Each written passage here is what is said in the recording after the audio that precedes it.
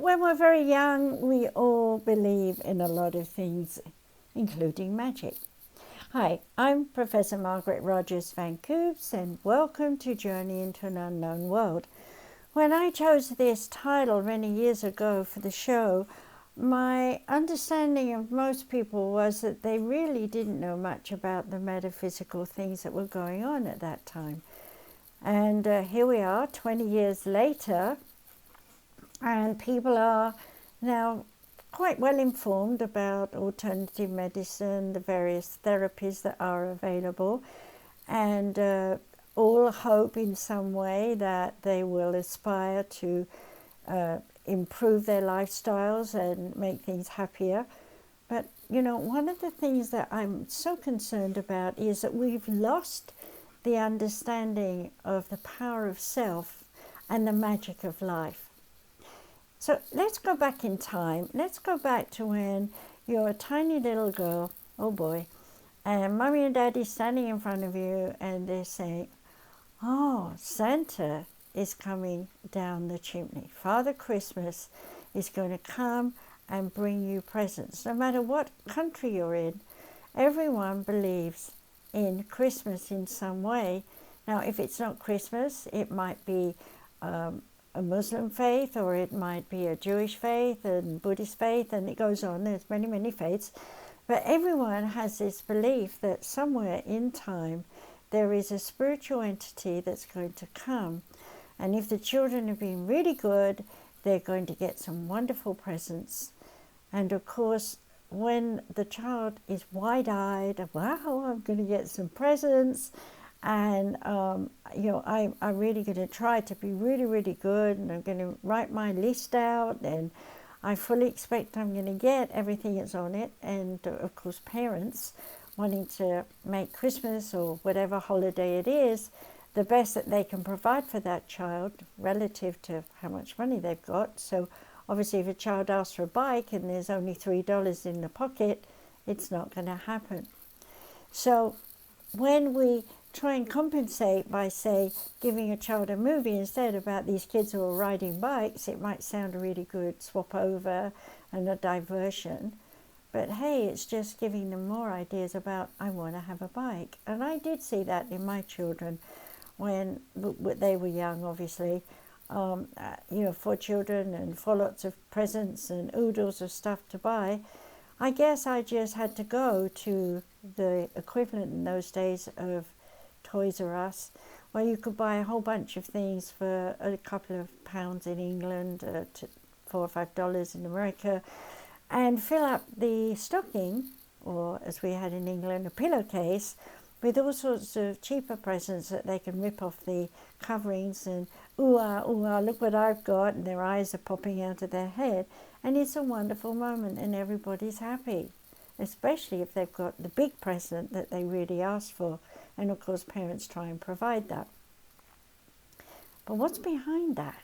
This is what I want to say, is this.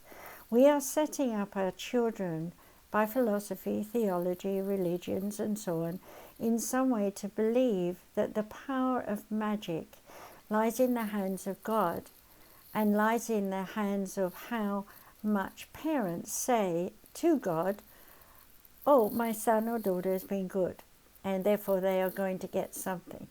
Now, obviously, if a child expects a lot, and mum hasn't got a lot, and dad hasn't got much money either, so we get a smaller sack, less things than they expect, it's a disappointment, because, hey, isn't Santa or whoever it is that's bringing the presents supposed to not be worrying about money, not even thinking about the cost of anything? And why should a child who's so young and full of expectations of lots of things they've asked for only to be disappointed because the things they got are not what they wanted? So here I want to say, whether we know it or not, our children are making up their own mind about whether they believe in A, magic, B, in the power of God or whatever the entity is that they believe in to bring them the things they want, and C, trusting in their parents, that their parents are actually telling God or the spirit or the fairy, whatever it is, in some way, my child's been good. So if they're disappointed, they feel let down. And this is such an early age, and parents don't realize that the primary emotion of, ooh, I'm getting presents, to, ooh, that's nice, what is it? I don't know what to do with it. Thank you, put it on the side, open up another present thinking, okay, this is something that's going to be what I want, only to find yet again it's not. Disappointment. Of course, then in those days when our kids were young, we used to say, well, Granny and Grandpa sent their present to Santa. You know, that would help bulk up the presents, wouldn't it? And also it would give them an opportunity to realize that they bothered, and they were therefore going to write a thank you note to Granny and Grandpa afterwards saying, I love what I got. And we made that happen. Today I'm very disappointed here, I have to admit it, because most of the children do not get encouraged to write thank you notes. They just go on their little phone and write thanks. No, I love it, or this is, or I played with it for 4 hours, or whatever it was that we used to have to write in our thank you letters. It was a point of communication. So what do we believe about magic now? I know when I was a young child, there was absolutely no doubt in my being that there was a Santa, and that when my parents told me, by the time my sister was about 2.5, so that would have made me 7, that Santa was really Mummy and Daddy. And I remember looking at them and kind of knowing and kind of guessing and kind of saying, because I wanted 3 ways to be grown up in my acceptance of what they were saying, because they'd already set me up in their way by saying, now you're a big girl, we're going to tell you some secrets. And the big secret was to keep it from my sister, who was still enjoying Santa Claus. So I moved over into the arms of my parent to be a part of the fun in telling my sister all about Santa and the sleigh and the reindeers and all this kind of thing. So I took over that responsibility because my mother was there having a lot of trouble with her feet, and Dad was always busy working. So it seemed natural. I did that. But at the same time, there was something in me that lost the belief in the power of magic. But because I had spirit guides, I could talk to them. And so they would tell me that I'd been a good girl through the year and that there was a surprise coming. And I wouldn't know what that surprise was, and I knew it wasn't coming down the chimney. So I just waited patiently to see. And I remember the first time I got a surprise, because an auntie that I hadn't seen in a long time turned up out of the blue carrying a big parcel for me, wrapped up of course, and it went under the tree. And when I opened it, it was a painting set. I was so thrilled because I was into painting then at that age, and probably didn't cost so much, but it was exactly what I wanted. And even later that was repeated when I got my own paint box, which was full of very expensive paints of the time, made by Reeves, a very famous company at the time. And so, I was getting what I wanted, even though I wasn't now believing in Santa. So you see, my parents, while they were continuing to keep my sister happy with the sense of Santa coming down the chimney, and we did have a chimney, by the way, it was feasible, it was doable. And so I was playing along with that game, keeping alive the idea of magic, but at the same time, my spirit guides were keeping me in the mode of God does give you. Spirit guides do give you. And I will say throughout my life that I never, ever was disappointed by my spirit guides. Parents, yes, because they say, we'll do what we can, and we'll get this for you on your birthday. But in those days, after a war and everything else, it wasn't easy to just go out and buy something like you can today. There was no question of throwaway stuff. It was buy it and know it'll last, and you'll wear it for as long as it lasts. And if you want to change it, you could always put a few stitches in and change it somehow. Take out a sleeve, put in a sleeve, a different material to make something look different. Adaptability. And we learned a lot about adaptability. Now, what is talent? I want to bring that into the magic of energy, because when I was very young, spirit guides would say to me, if you want a nice present for Christmas, what you should do is do a nice letter. And so I would sit down with my little sister and we would draw a nice picture of things that she liked, and then we would put it under the mat in the living room, under the Christmas tree, and leave it. And of course, Mum and Dad would take that away in the morning, and they would read it, because whatever she'd put in there with me. And that was fun. I was now part of the secret subterfuge people, going on doing these things. And of course, my sister never knew. And ultimately, when it came to her understanding that Santa was indeed family, she began to realize for herself.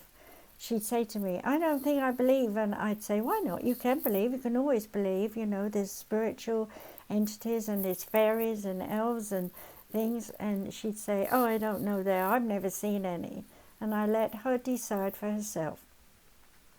But I noticed that she wasn't actually seeing anything at all, whereas I was. I was seeing fairies. I was seeing elves. And one day I actually was looking out the window at some elves through my mother's opera glasses across the field, and I found them by chance, and I was watching them, and they were just like two old men just talking together with their little pointy hats and their little beards and sitting under some leaves. And my sister came along and she wanted to see it. And so I said, well, here I'm holding these. I say, don't jog me because I'll lose it.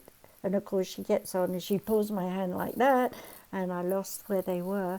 And I spent about half an hour trying to find them till she got bored and couldn't. And I realized that the reason I'd seen them was because I still believed in magic. Okay? When I was older, I was laying under an oak tree and I was resting and escaping my parents' arguments, being honest. So I was a bit miserable. And I was just lying there and I was looking at these gnats that were flying around, because it was about 4 at night, time when the gnats come out, as we call them, bugs. They were flying above me and they always seemed to like me and follow me everywhere. And I used to get really angry with these things. They didn't bite me, but they were just always around my head and everything. And so here I am looking up like this, and suddenly I realize I'm not looking at gnats. I'm looking at minute fairies all flying around my head. And so I realized that I was seeing fairies.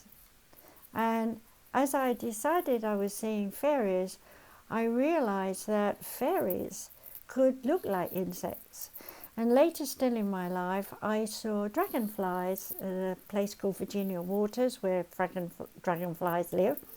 And yet again, the sun was going down. It was getting ready towards leave to go back home on the coach, Sunday school outing, right? So we're all spiritually aware, because Padre is on the bus and he's talking about, did you have a lovely time? Because God was with us and so on while we're going back. And I piped up, yes, and I saw the fairies. And he looked at me and I said, well, they're dragonflies, but they're really fairies. And he looked at me and said, yes, dear, see, Margaret saw fairies, to the younger ones. But I knew the whole story of what I wanted to tell was never investigated, and I couldn't explain that fairies can morph. They can morph to look just like anything else. So they don't just look like insects. They can actually look like little... I remember walking in my garden when years later I'm an adult, and I'm thinking, where did the kids put those little fairies in the grass? Where did they find those? And I went, and being I'm still picking up kids' stuff in the garden, you know, as you do in the night, and put them in the shed. So I went over to these couple of little fairies that I saw in the grass, and as I got close, they disappeared. And then I realized I've been looking at real fairies. So I believe in magic, but how do you know that you are looking at something that really is the spirit energy of fairies, elves, dwarfs, and so on? And how do you not know that the mouse that ran across the grass in front of you was actually a mouse and not a fairy taking on the form of some animal? You see, fairies take the duty seriously of taking care of Mother Earth. And the gnomes, they take good time in understanding how to take care of the trees. They all have a little job. And if you're living in an area where there's lots of green grass, you might want to go out in the early morning when the dew's up and look to see where there's long grass like this and next to it is short grass like this. And there's a circle of long grass. And then there's your regular grass all around that's normally so high. If you see that tall grass in a ring, that is a fairy ring. What they do is they come into a certain night, the full moon, for example, or a new moon, they come and they dance around the little circle there, and they sing a little chanty song, and they're generating energy to the earth. And the magic that they have is spiritual energy. It's not magic hocus pocus, it's spiritual energy. And so as they're dancing and singing, they're sending out their vibration of spiritual energy across that field. And I've been lucky enough to see the field before, the night before I saw the fairy ring. And then I came out the next morning to see the fairy ring, and as I looked up, all the field had all the daisies up everywhere. They'd all come up. And I thought, oh, the fairies did it. They brought the daisies up, and the clover too. It was wonderful. And I was about 10 then. And as I got older, I didn't see so much of the fairies and so on. And it was kind of disappointing. But by the time I was in my 20s, I met this gentleman who was a photographer who used to snap pictures. Just, he had a feeling and he'd snap a picture at, say, some, I don't know, insects or something, and instead he'd have a picture of a fairy on the film. And he was showing those. He had them as a slide, and he was showing them at one of the expos in England. And I'd gone along because I wanted to see what he'd captured. And I was absolutely amazed because he'd captured what I'd been seeing. And to me, that was proof that I wasn't just listening to spirit, and they were giving me a visual, or that they were spirits that were in my imagination and I just thought it as real as I grew up, because he was showing me what I'd seen. And I went up to him afterwards and we had quite a bit of a chat, and I told him how I'd been seeing them all my life, and he too had.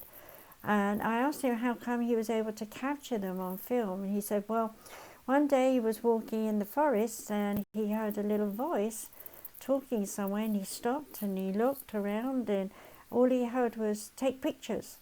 So he did. He just pointed the camera in the area of where the voice seemed to come from, couldn't see a thing, and when he got the film printed, there was little fairies, lots of them in his film, and that's how he started. And I did quite a lot of chatting with him over time, because we all used to go and do different expos and things. And the last time I talked to him, he was saying that he wasn't well. And I said to him, well, all your pictures that you've got, what are you doing? You're going to put them in a book? And he was saying, I'd love to, but it's colour, it's going to cost £5,000, I only have $500, blah, blah, blah. And we didn't have videos. We didn't have all the things that we have today. And so unfortunately, I don't know if today, whoever, I've forgotten even his name, I'm afraid, but whoever he was, I was so upset that all those pictures would vanish and nobody would get to see them. But maybe now, because we have movies where they can make them on film, maybe we have some people out there who've actually taken pictures of fairies, elves, gnomes, even pixies. They can be tricksy. And you know, show them online to the children so that the children can see that they do exist. There's one man, Dumitran, who is always putting up all his amazing pictures on Facebook, and I am not surprised that he's doing this, showing different dimensions, showing vortices, showing fairies, showing crosses. He's doing a bit of everything, and he's the only one that I've seen doing this on Facebook. So I'm here to say, if you have pictures, even if they were taken a long time ago, bring them up, copy them, put them up on Facebook so the children can see them and believe, and tell them these are not made on a generation of computers. These are real pictures that were taken long before computers even existed. So having said that this world of spiritual entities on this planet is here, they are the guardians of the world. They have been doing this for billions of years. You begin to understand that fairies don't die. They evolve, they transform. They are metaphysical. They can be a gnome and they can become a fairy. They can be a fairy and change to be a pixie. They can be joyful, happy. They can be miserable. They're what we call elementals. And elementals in the spirit world are governed by earth, air, fire, and water, the ways of the earth. So if you see a fairy and they're in, say, a mulberry bush or sitting under a gooseberry bush, or that's English as I saw them, or maybe they're in a bramble where the blackberries grow and the raspberries, they're usually around fruit. And if you think about fruit, if it falls to the ground, it's a seed, and that has to germinate and grow. And that was their job, to make sure that more growth comes out of the plant as it dies. So they keep the energy of earth nourished. They also work with the creatures of the earth, such as moles and worms, and mice and burrowing animals, because they keep them happy and alive and try and keep them free from germs and things, so that their work in living in the soil keeps the soil fresh. We don't think of that. We just think, oh, moles are digging up my garden, or, you know, they're digging up this, they're digging up that, or the mice are eating all my cabbages or something. I'm fed up with them. But yes, they have to survive on food just as we do. And the amount of food they eat isn't that much. So I learned at a young age, don't disturb this life, because they work with the spirits of the earth, and they help keep this place happy. But look what happened. We swarmed this place with gas from fuels. We swarmed this place with foreign substances like DDT, and killed off many of the animals that help to keep the land safe. Now, when we say animals, you've got to recognize that there are many bugs that feed off the food that we're growing. So, hey, we can't have aphids, or I think it was what they were called, little round balls of things that will caterpillar into a fly, a butterfly or something. Well, those aren't spirits. Those aren't elementals. Those are normal insects. So I don't want you to think that every insect is a spirit entity in the form of a fairy, of some kind dwarf, or whatever you're thinking of. But I do want you to understand that nature has its own way of survival. And it is that the small, tiny bugs are preyed on by the bigger bugs. And then the bigger bugs are preyed on by the birds. And the birds are preyed on by the bigger birds. And the bigger birds are preyed on by the animals. And the animals are preyed on by bigger animals, and so on, until we get to us, who are big meat eaters generally. And look what's happened now. We have mass farming, overfeeding of the animals. There are too many animals reproducing, so we have food sent all over the world, frozen, which sounds good to the countries that need it, but it isn't going there. It's going to the countries that don't need it. And then they're selling it in their stores under sales prices, and we buy that food and we freeze it or do whatever we can, and we hope we don't waste it. But I can tell you, I know there's a lot of waste. For example, if you go to one of the restaurants where it's all sort of deli fresh and cooked fresh, like a Chinese shop or something, you can help yourself to as much food as you want and sit down and gobble it all down and go back for seconds and thirds and really overeat and get fat and fatter and fatter. And you think, wow, I'm getting my money's worth. But what you're not realizing is that all that food was bought for very little money because it's been overproduced and they have to flood the market to get people to buy it. And so suddenly shrimps are very popular because they're everywhere. And then you find out that they've overproduced them in the shrimp farms, okay? And not everybody wants to eat shrimps all of a sudden, so they got to get rid of them. So they sell them at cheap rock bottom price, okay? Sounds good for us, but why isn't this food going to the countries where they have no food? Oh, I talked to someone about that, yes, years ago, and what did they say? Well, it costs a lot of money to package them, then it costs a lot of money to put them onto a boat or a ship or you know, whatever that means they're sending them over, or a plane, or, you know, and today we're shipping stuff everywhere where people pay for it. So lots of countries have got food, but the ones who haven't are the ones who can't pay for the shipping. And then you say to someone, as I was about to say earlier on, well, what are you going to do with all this leftover food? Well, we're going to burn it. We're going to bury it. But hey, there's all these starving people. Why don't you just put it on a plane and fly? Oh, well, who's going to pay the bill? Well, some millionaire could right away. But what are they doing with their money? Hoarding it? Why? Well, they're not really hoarding it. They've got 900 billion people working for them underneath them who are all saying, I want more money, I want more things, I want more this, I want more that. Greed, greed, greed, greed. Where's the magic in any of that?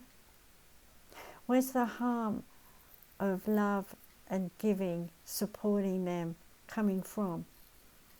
It's not being nurturing, it's not giving them anything.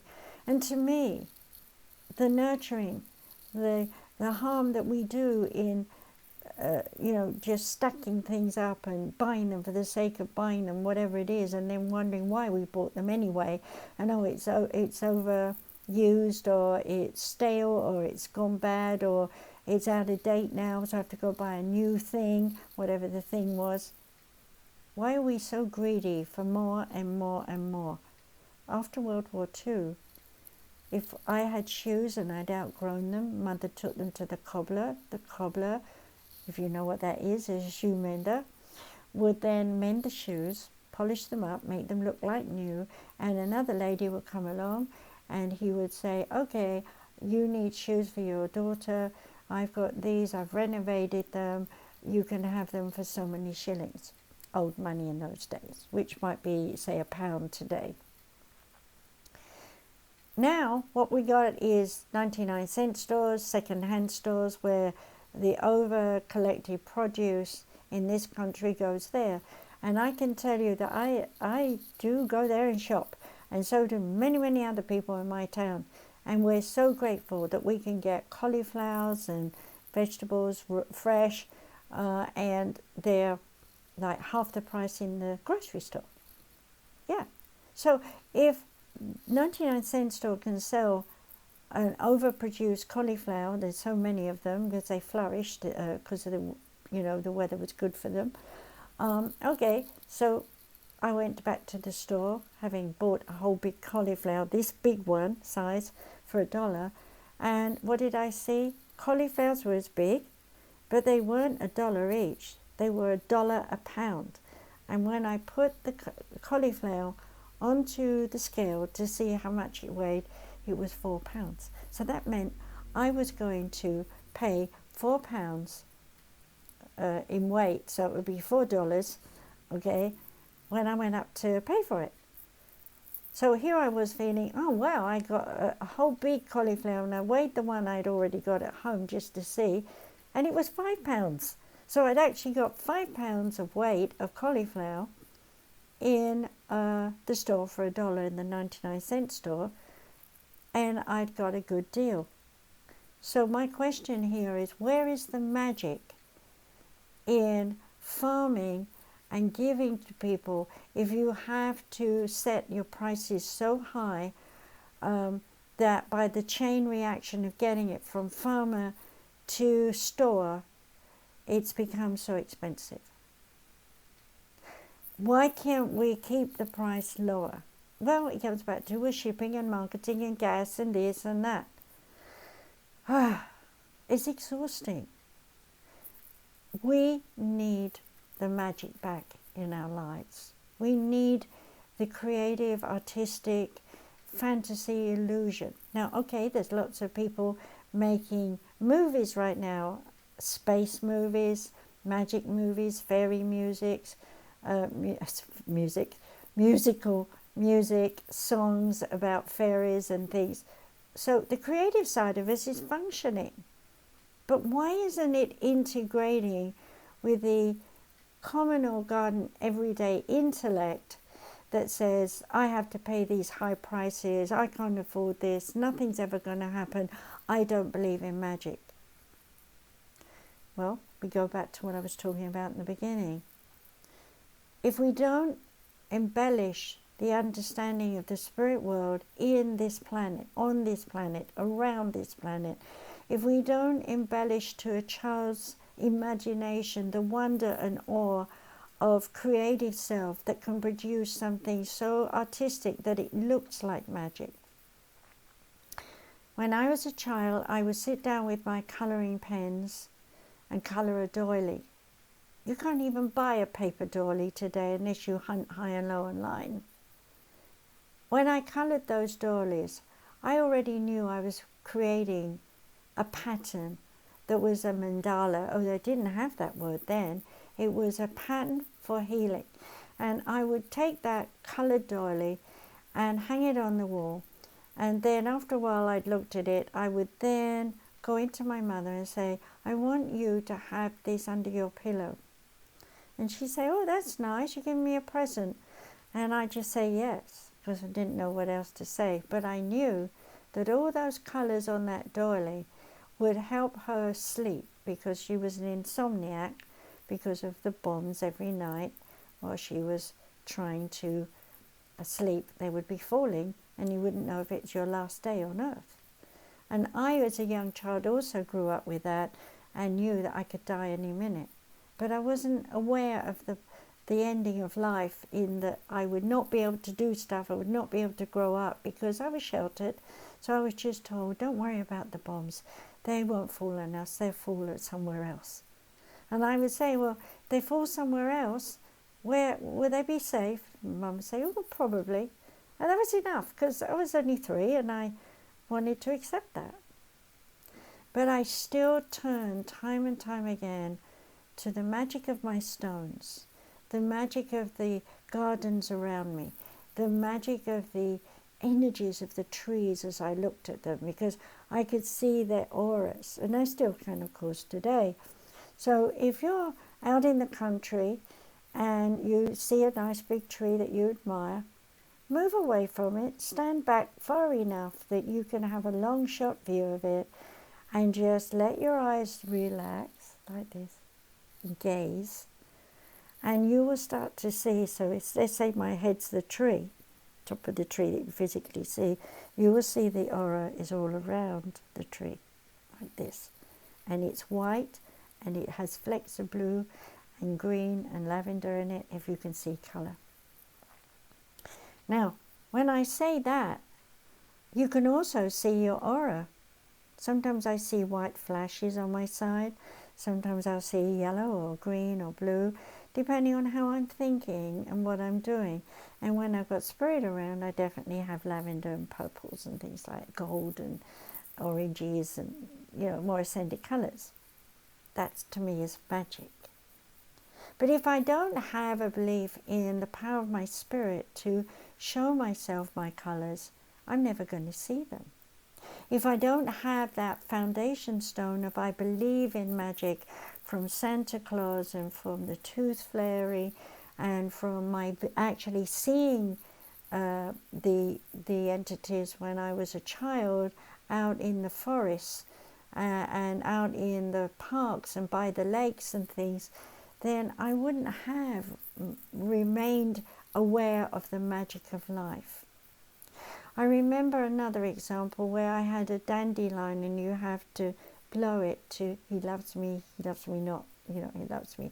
Not that I had a boyfriend or anything at the grand age of 8 or 9, but there were a lot of dandelions that year, and they all went to seed. And so when the wind blew, they were blowing like a sheet of these little pollen, what do you call them, seedlings, which are like a little round thing with a little feather on the top, and they would just go with the wind. And I was watching that, and as I watched it, I saw all the rainbow colours around them. They were flowing in the wind in a rainbow load of colours.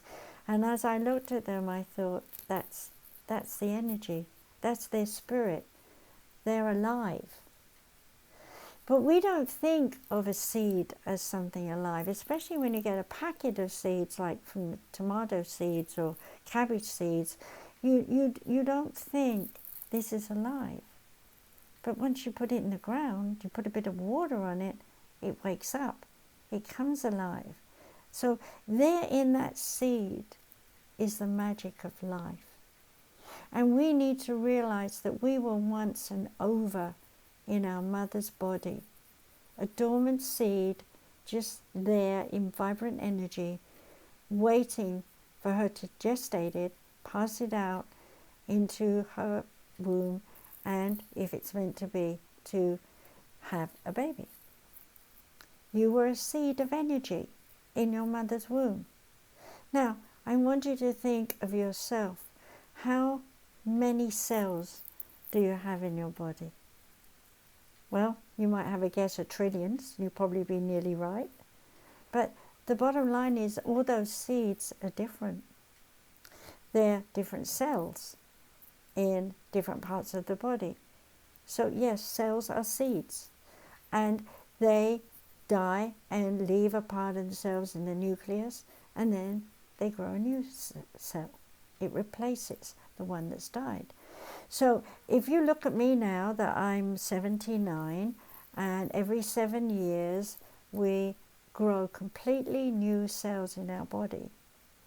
So if I think back to when I was a newborn baby, I want you to understand right now the magic of the evolution of each one of us is we have regrown cells throughout our body every 7 years.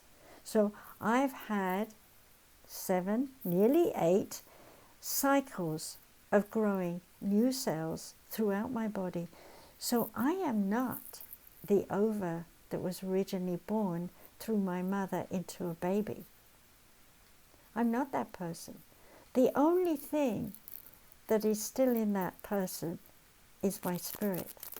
And my spirit is the seed. It is the energy of my soul. And my soul is what lives forever, just the same as the fairies who live on this planet live forever. Now, coming back to the elemental state of a fairy, dwarf, elf, or whatever it is, their energy is able to be unstable enough to be able to change their appearance. So, you know, when I saw those gnomes all those years ago looking through binoculars, do you think they knew I was looking at them? I do, because it seemed like they were just two guys sitting together, reminiscing, one smoking a pipe, in the way that I'd seen it in a book somewhere. Only they weren't just in a book standing there with a pipe. They were animated, they were moving.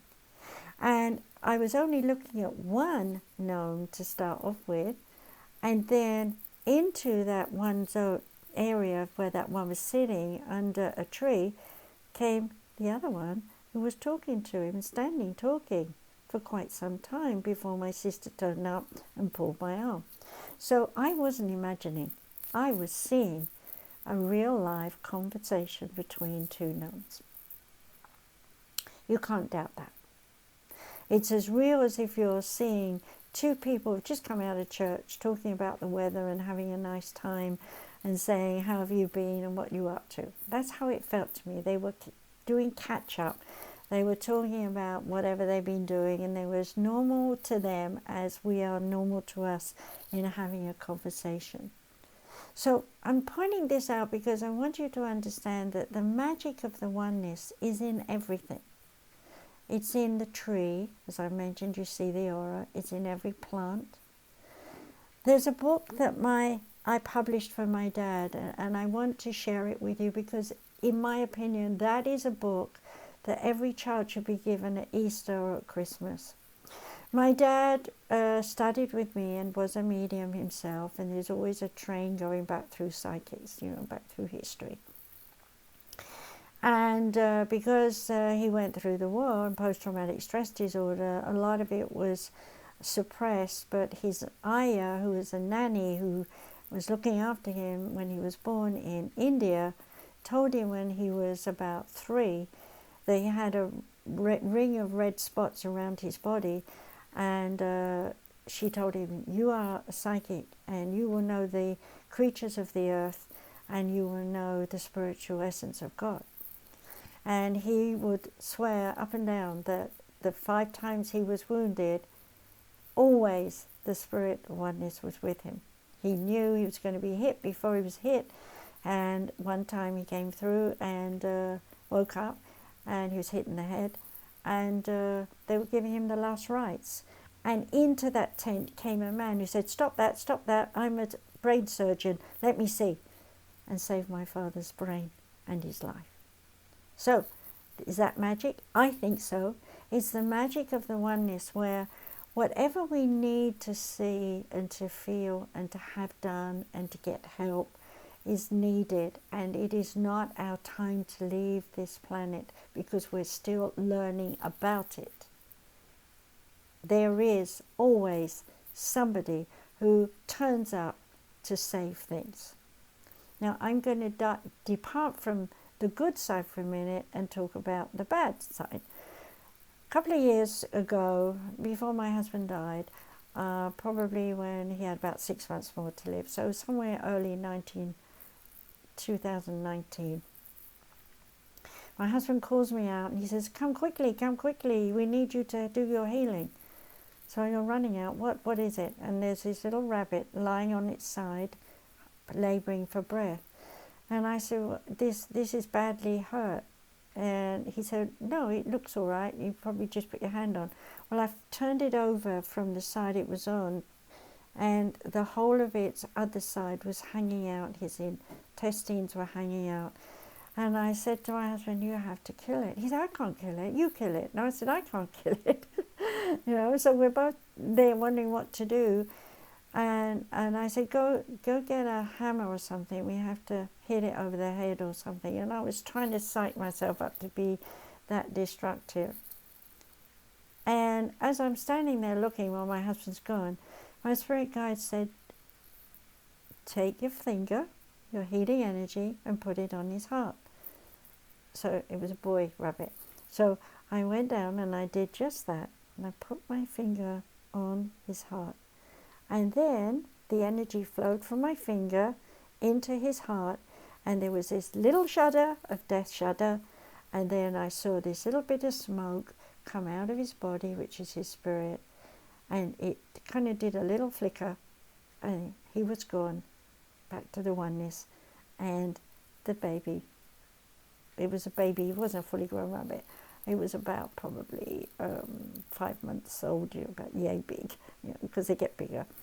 I felt so happy that I was able to help him, this little animal, leave its body and not suffer. So that was a miracle, wasn't it? But that was magic too, because magic is explainable. Now, let's move forward into, say, a card person. And there was a young man, Oriental young man, I don't remember his name, but it was something like Shay or something, who came on, and he was doing all this with cards, and his hands never touched anything, and he could, when he did, he was like this and putting his sleeves up. And if you found him online, do watch him over and over again, because you cannot catch him doing anything with those cards. And yet those cards changed and changed. One would say, is there a chemical in the cards that when he puts his hands over with electromagnetic energy from his aura, it changed them? I was thinking that. But what if he is a real magician? What if his energy really could change those cards? Would you believe it if you saw that and he was able to tell you it is real magic? Or would you be going, no, it can't be? You see, going back to my story of Santa Claus and fairy, tooth fairy and things like that, we have to realize that we believed and then our story was blown out of the water. We don't believe. So how do we know someone isn't conning us from now on? How do we know this great magician who's showing us such wonderful magic is actually conning us? We can't see it. We want to know what they're doing with these, how are they doing this? How is it done?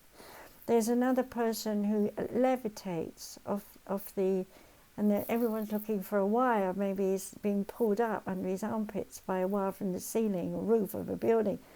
There's no wire. How is he going up off the ground? We don't know. We weren't supposed to know, because whatever he's doing, that's his job, and he's an entertainer. But it's still to our heart and mind, because we cannot understand how it is done. It's magic. We like to be amazed. We like to be surprised. We like to have everything go on around us like a big present every day of our life. Well, of course, we don't really see that. Not everyone's turning up with a present for us that we really needed or wanted.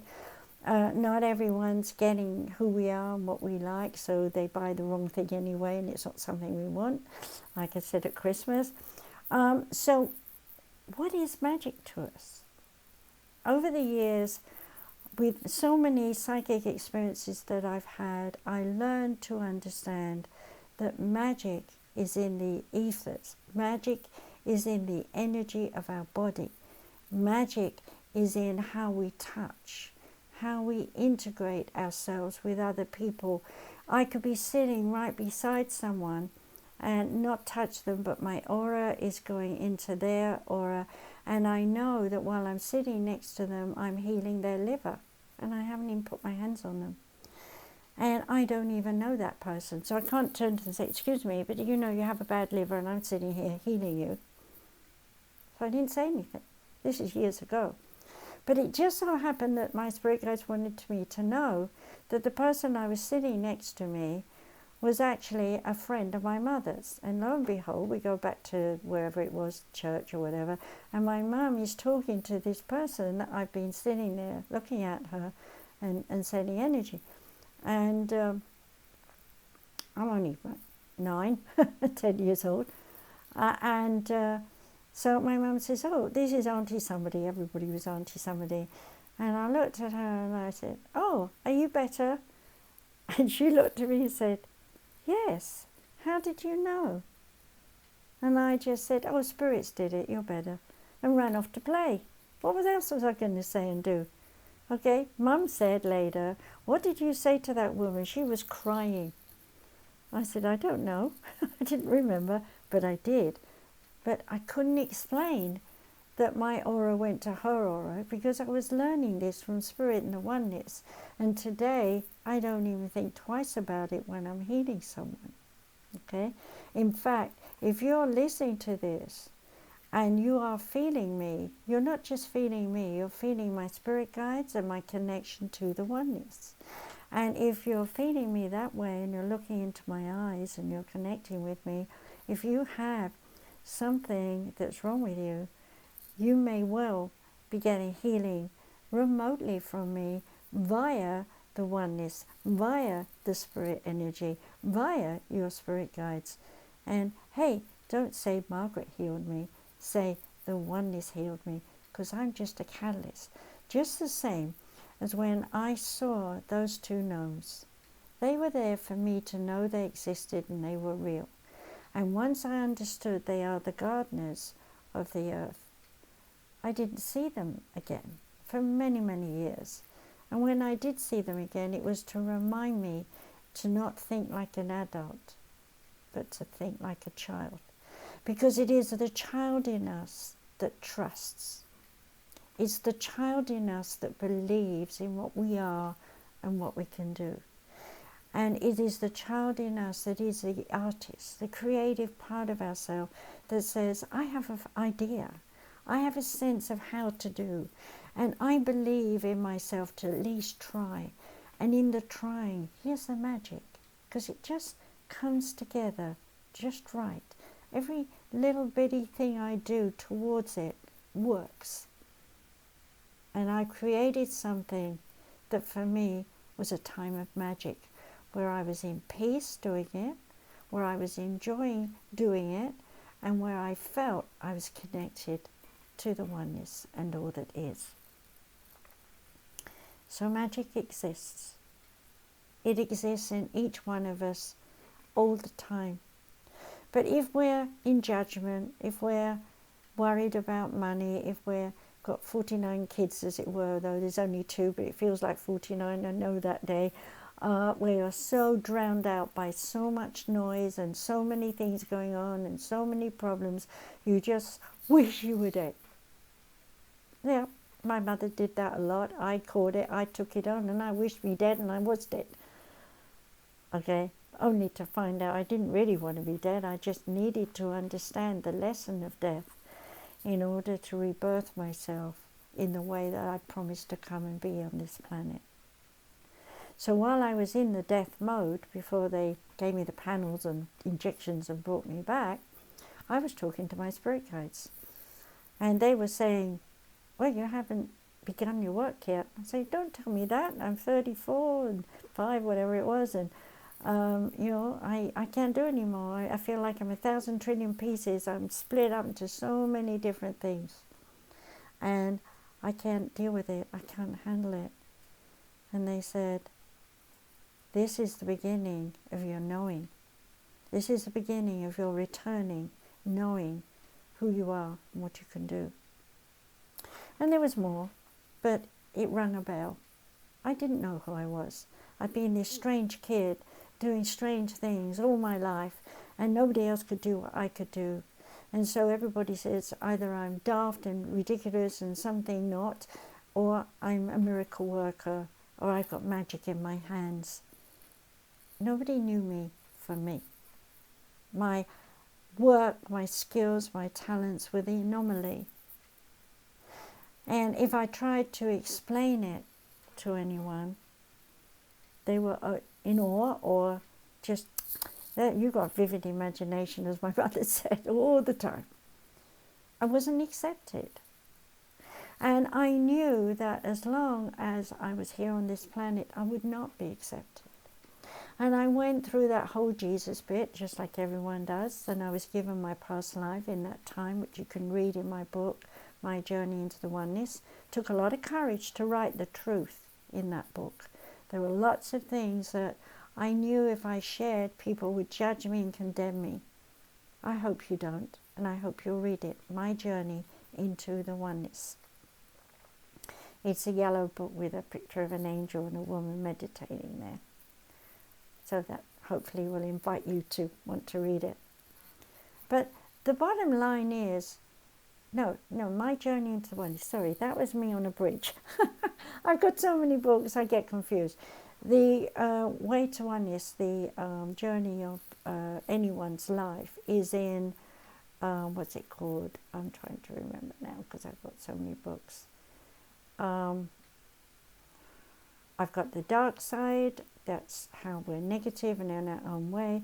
And then I have the light side of the oneness, that's it, the light side of the oneness. Because believe it or not, the dark side is part of the oneness. So when you're a child and you're at Christmas and you got the present you didn't want, it's the dark side of you that says, I didn't want this, I wanted that. Okay? And it seems like you're ungrateful, but what you're actually doing is telling yourself, patience, trusting in the way of the oneness, that what you've been given is something you will need later, even though you don't know it right now. Because a lot of things come unexpectedly through people on this planet who feel inspired to go buy you that thing, whatever it is, that you don't want, which lays on the table maybe for weeks or months until suddenly one day you have a need for it. And it's, oh my goodness, thank God I've got it.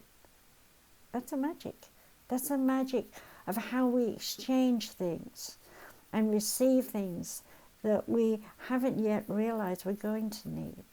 And when I look back through my life, including my death scenario, if I hadn't have had that, I wouldn't be able to do the things that I've done today. I wouldn't be able to share all the knowledge and wisdom that Spirit have given me for people to understand and learn by. And I will say that my journey has been very up and down, very yo-yo, good and bad, until I turned into my 60s. There were a lot of things I had to deal with that were still things I needed to evolve through, like family, the death of my mum, the death of my dad, the changes that it brings when you lose a husband. These things all give us a different point of view. Losing someone is very final.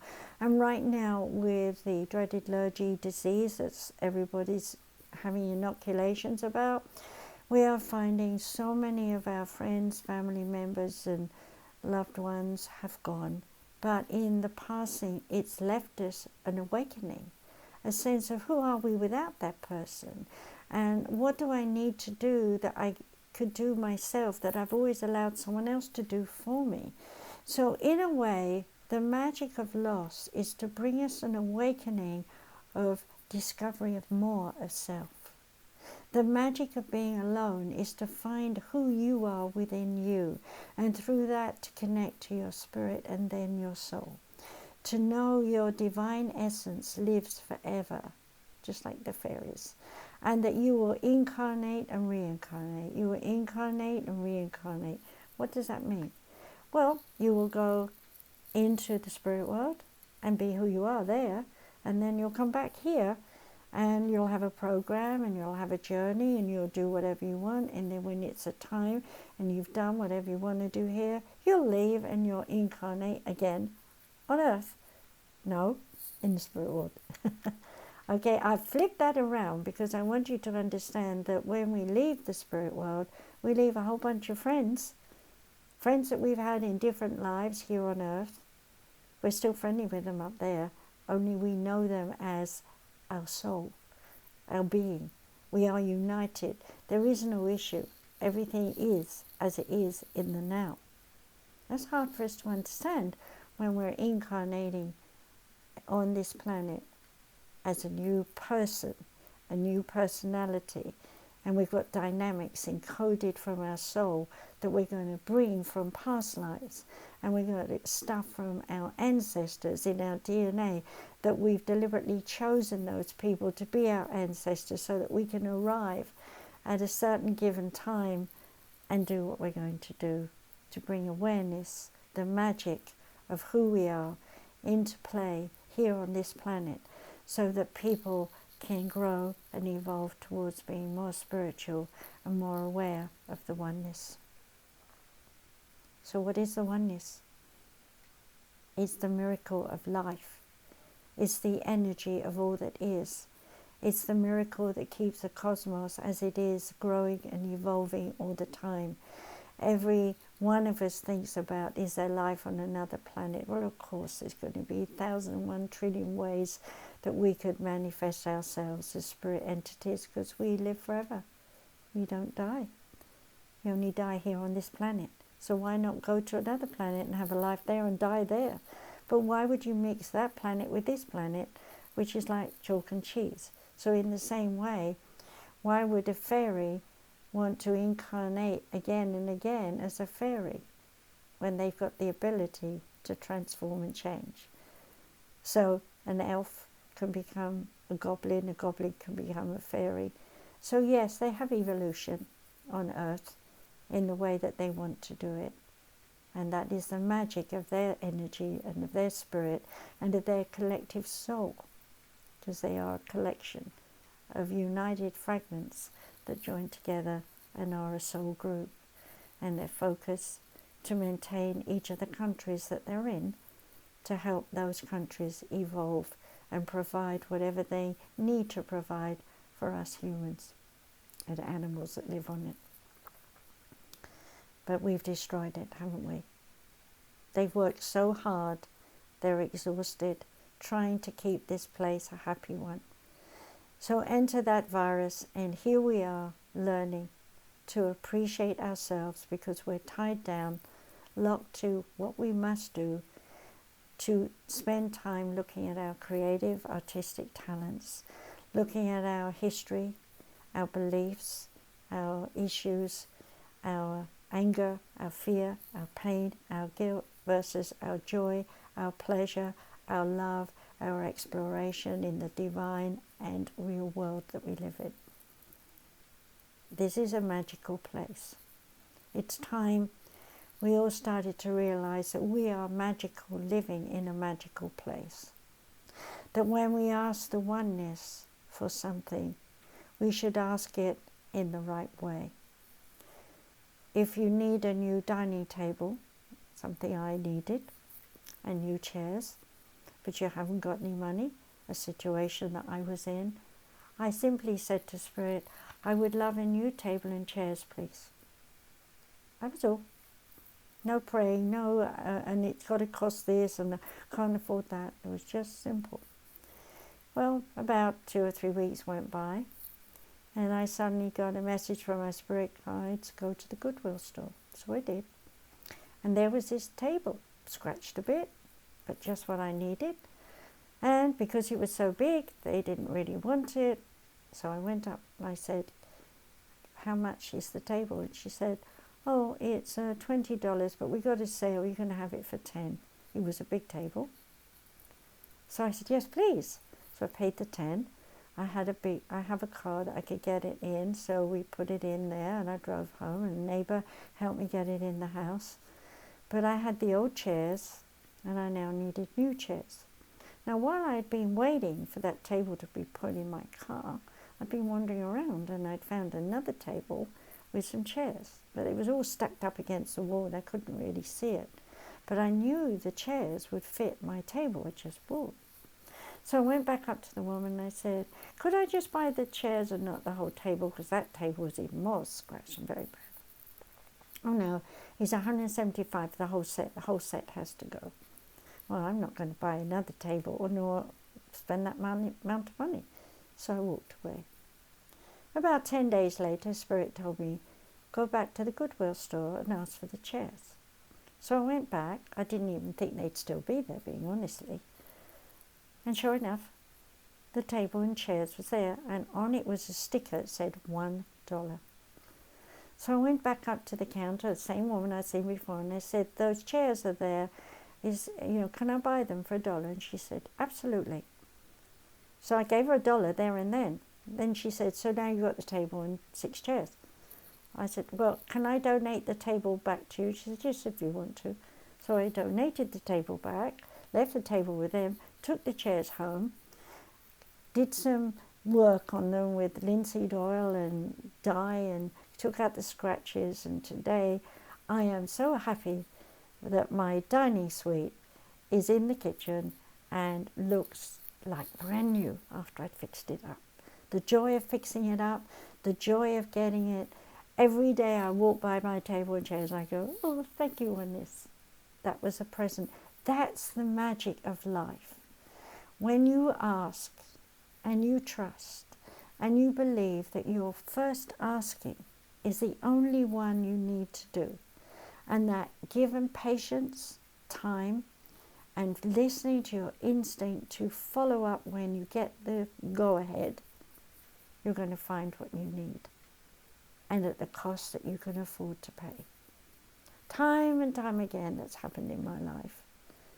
And I will never stop asking. I'm not greedy. I only ask for what I need. And Spirit guides give me what I need, when I need it, at the right time. Now, here's an example where I asked to have in this country my own school, a building.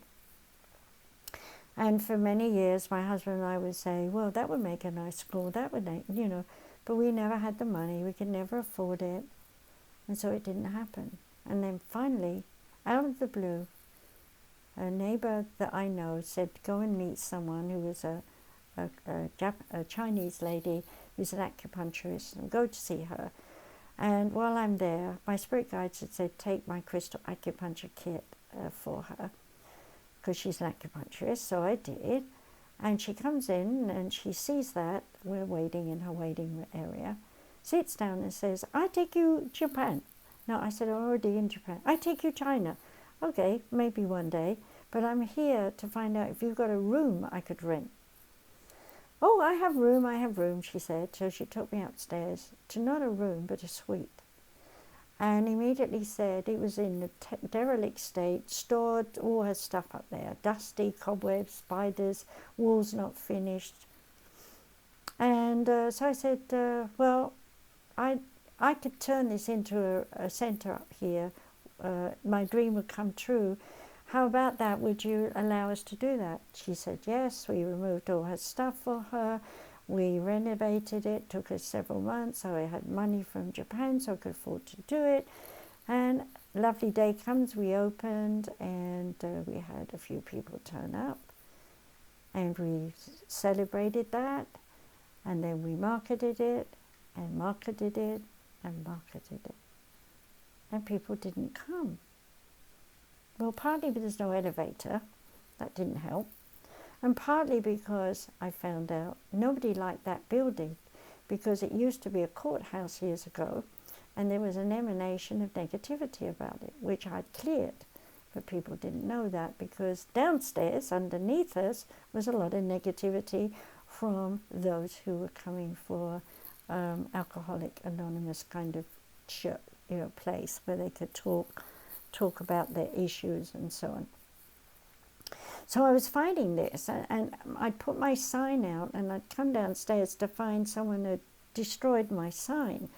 And what happened? Why would someone destroy my sign and scribble on it and spray paint on it and all these things? Anyway, I survived there with that place for a year or two, can't remember how long exactly. And the very last thing I did there was to say goodbye to my husband when we had our memorial service there. And soon after that, the lady wanted her property back. So I had to get rid of all the furniture and everything there and close it down. And I sat there musing in this building, waiting for the last person to come. And I said to Spirit, why did you give me this center? Because it never worked. And they said very simply, because you asked for it over and over again. So, okay. So now you've learned you don't need a center. Okay. So I walked away. Soon after that, I learned about Zoom online, and now today I'm teaching online. Of course, I'm still doing my shows, and I'm doing talks with Katie Kamara, and my life has changed, and now I realize I don't need 4 walls for a center. I need a university online, and I had that dream. I've had it my whole life, and now I'm working towards that end. I've been putting out and sending out emails saying, If you're a teacher, we're interested in having you on Sumaris Education Centre or Universal Christchurch, or maybe even Easy Peasy Solutions for one-off talk. We want to build a place where people can come, study all the metaphysical things, qualify, get certificates and later diplomas, and from there help them to go into uni and get their PhD. So, what do you want to do? Do you want to believe in magic? Do you want to believe in the power of yourself to manifest with the help of your spirit guides whatever your dreams are? Do you even have dreams? Have you had one that you've put on the back burner and said, there's no magic in this, I can't make it work? Are you ready to dust it down? Take it down? Sometimes we carry dreams for years. I know my one was. Okay? And now, today, I've learned with many lessons along the pathway that if you ask and you believe in the asking and you wait patiently, what you need will come in exactly the way you need it at the time you're standing there going, I need it. It comes. Because it's just a wholeness, a unity of oneness, of as below as above so below. When everything comes together, and in that moment, you know it, there is joy in your heart. Your mind wants to sing the songs of praise of all that is, because it's just so easy and so right and so fulfilling in that moment. And that is the magic of life. Absolute magic. So on that note, I want to say thank you once again for listening. And if you want to have a little bit more magic, I am teaching again on Sunday at 2 p.m. Arizona time, which is Pacific time right now, and 3 hours later on the East Coast. And I'm teaching this Sunday, 2 o'clock my time, to know the difference between ascended masters, spiritual guides, lost souls, earthbounds. Yes, you need to know the gamut of all the spirits that you're likely to be talking to once you allow yourself to embrace your spirit. Your psychic ability will come up and it'll be manifesting. So I'm teaching every other Sunday, free, an intro class on what the psychic ability is about, in preparation for when I will be teaching how to actually become a psychic and do readings. And from readings, if you stick with me and go through 3 to 5 levels of study, can end up being a oneness counselor, a medium, and much more. So we'll have to see where things go from now, because I'm just at starting point of introducing the psychic ability to people online who want to come, and they're starting to hear about it.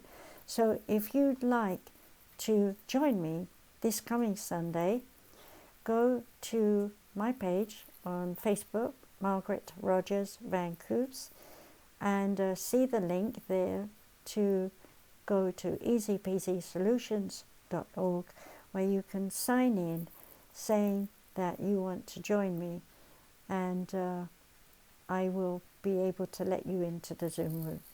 I've put the number there as well. I've given it out. So you want to join me, please do. And also look up Dr. Katie Kamara and myself. We have a show Saturday. You might join us then.